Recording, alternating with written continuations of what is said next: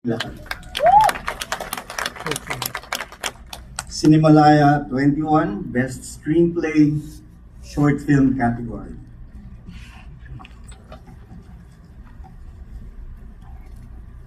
Citation reads, for its sheer authenticity, lyrical storytelling, and cultural depth, for its powerful affirmation of indigenous identity amid modern distractions, and for its heartfelt portrayal of a young Kalinga girl through music. The award for Best Screenplay goes to Hanjong Kapuno Portuga.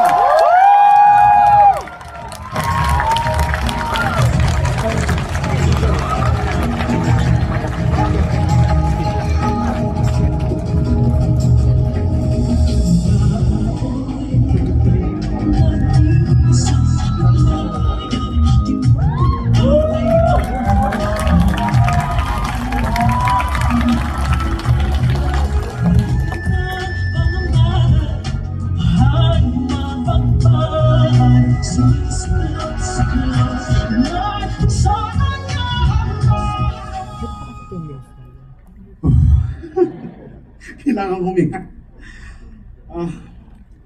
Wala akong masabi, grabe. Unang-una, nagpapasalamat ako dahil itong award na to talaga para talaga sa mga bumuo dun sa pelikula. Unahin ko si Julian Sanchez, ang aking executive producer, #1 fan and #1 basher.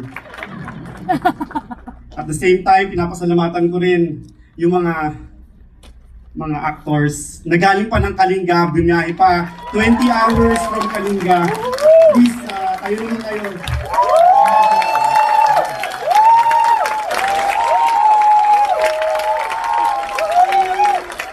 Sila talaga yun. Sila ang may deserve nito.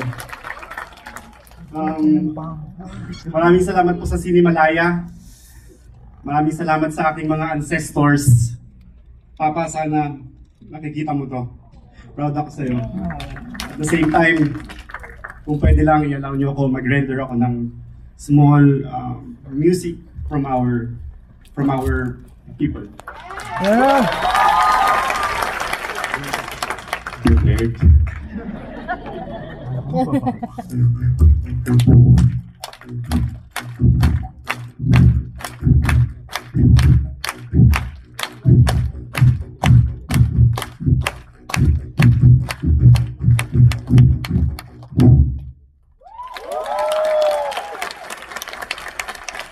It's about time na rin ng mga IP. Sila nang magkikwento ng mga kwento rin nila. Maraming salamat po. Mabuhay po ang mga katutubo. Mabuhay ang pelikulang Pilipino.